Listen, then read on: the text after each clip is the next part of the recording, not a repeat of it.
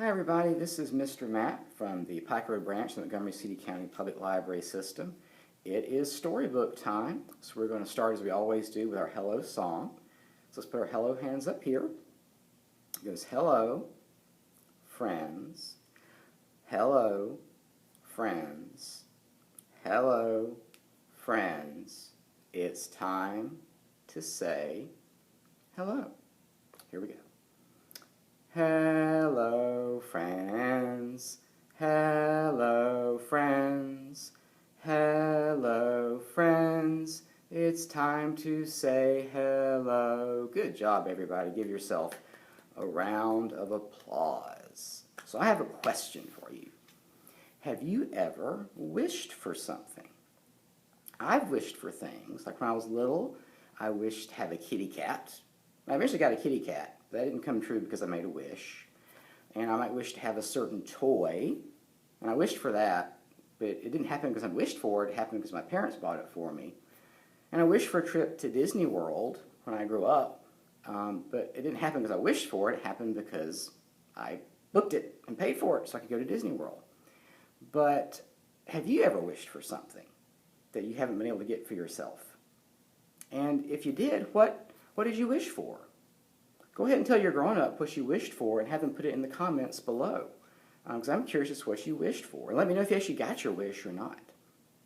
Our story today, as you may have guessed, is about a wish. And it's about a little girl who finds a special charm that's going to give her a wish. But only one wish. Not a 3 wishes like a genie would give you. One wish. And she must make an important decision because this has to be the perfectly perfect wish. It's a book by Lisa Mantchev and illustrated by Jessica Courtney-Tickle. It is a Paula Wiseman book published by Simon Schuster Books for young readers. The story starts out and the little girl wakes up and looks out her window. And she sees something shining by the trunk of this tree. She goes outside. She says, waiting for the school bus, I find something in the grass. At first, I think it's a marble or a penny or 4-leaf clover. But marbles and pennies and clovers are just ordinary things. And this is an extraordinary thing. An extraordinary thing with just one rule. And that rule is printed on there. It's kind of hard to see. It says, no wishing for more wishes. Which is actually, that's one of the wishes that the genie doesn't let Aladdin use in the movie Aladdin. No wishing for more wishes. Same is true here, but this time there's just the one wish. Which means this is exactly one wish. No more, no less. I found a wish in the grass, I tell Susan the bus driver. Just one? She asks, closing the door with a clang. Just the one, I answer. Think hard then, she says. It will need to be a perfectly perfect wish.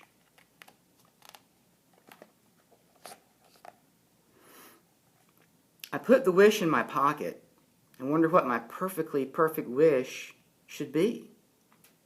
I'm still wondering as I sit down next to Eliza.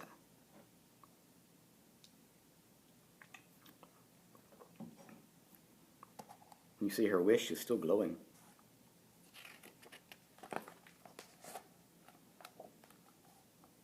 One of the wishes might be to win a blue ribbon at the horse show, or a trip to Japan, or real ballerina point shoes.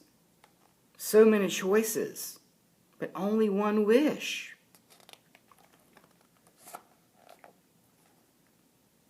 What would you wish for if you had a perfectly perfect wish? I asked Eliza. So what does this look like to you? The constellation, what does it look like? All the stars. Looks kind of like a dog, doesn't it? So what do you think Eliza's wish is going to be? Might be a dog. Let's see. Eliza knows right away. Whenever I see a shooting star, I close my eyes and wish for a puppy. I nod, because a puppy is always fun. We already have 2 dogs and a cat. So she wouldn't wish for another puppy, would she? She's got puppies. She's going to ask somebody else. What would you wish for if you had a perfectly perfect wish? I asked Mrs. Shue. She thinks about it for a moment. When I pick dandelions and blow all the seeds away, I wish for a little house for me and my family. I nod, because my family has a very nice house. I even have my own room with bunk beds for sleepovers. So she doesn't need a house, does she? Nope, she's got a puppy. She's got 2 puppies and a cat and a house. So she's going to ask somebody else what they might wish for. What would you wish for if you had a perfectly perfect wish? I asked Mark at the lunch table. Sorry, in the lunch line. When I blow out my birthday candles, I wish my daddy would come home safe, he says. Where do you think his daddy might be? I think his daddy might be in the military. Like, is your daddy or your mommy in the military? Because Mark's daddy is, I think. We're going to find out. I nod, because I don't have to worry a big worry like that. My daddy's a dentist. He goes to work in the morning and comes back every night. While I eat my lunch, I think about winning a blue ribbon at the horse show. While I run on the playground, I think about a trip to Japan. Getting on the bus to go home, I think about real ballerina point shoes. I want real ballerina point shoes now, but Ms. Bartholomew says not until I am 10, when my toes are strong enough. I want to go to Japan, but I could save up for it. I want a blue ribbon at the horse show, but not just because I wished for it. And what does she want to do? She wants to work and become really good at riding her horse and do well at the horse show on her own because she worked for it. It's harder than I thought it would be to think of a perfectly perfect wish. When I think about Eliza's puppy and Mrs. Schue's house and Mark's daddy, all my own wishes feel too small. So maybe I wish that everyone's wish comes true. Do you think they'll come true? Do you think Eliza will get her puppy? And Miss Shue will get her house? And Mark's daddy will come home safe? Let's find out. There's Eliza. When she got off the bus, she found that she now has, what's that? It's a puppy! And he's licking her hand.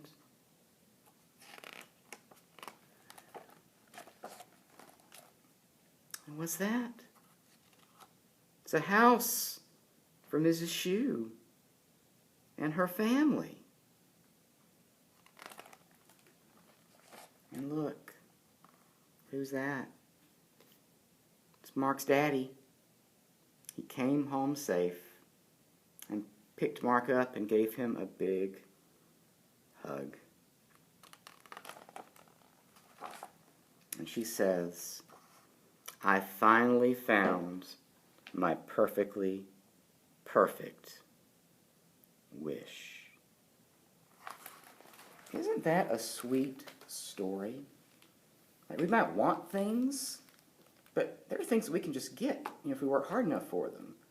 But sometimes just giving something to someone else makes us feel so much better than just getting something for ourselves. Have you ever given a gift or done something for someone that made them smile, made them feel happy? If you did, have your grown-up put that in the comments. We'd like to share that. That's the kind of news we need to hear about in today's world, is people doing good things for other people. The way the little girl came up with a perfectly perfect wish, to use her one wish to give everyone their wishes. Another neat thing I want to point out about this book is when she's trying to decide how to use her wishes, the art is in black and white. And then when she's thinking about using her wishes, part of the art is in color. And then when she finally uses her wishes, all the art is in really pretty colors.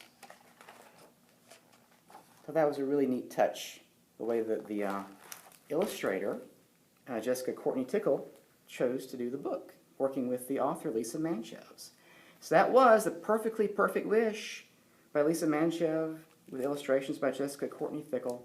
It is a Paula Wiseman book, published by Simon Schuster Books for young readers. I hope you liked that. I hope you enjoyed the message of it too. It's good to do good things for other people. Make them feel better, feel happy, meet a need for them. That's going to wrap it up for Storybook time today. Please go ahead and comment if you had ever made a wish. What did you wish for and did you get it? And also if you've ever done anything nice or given something to someone that made them feel better, made them smile, comment that too, and we'll share those during our next Storybook time. Let's do our goodbye song. Goodbye hands go up like this. It's goodbye, friends. Goodbye, friends. Goodbye, friends. It's time to say goodbye. Here we go. Goodbye, friends. Goodbye, friends. Goodbye, friends. It's time to say goodbye. Give yourself a round of applause. Go and do something nice for somebody. Make them smile. Make them feel better. See you next time for Storybook time. Bye, guys.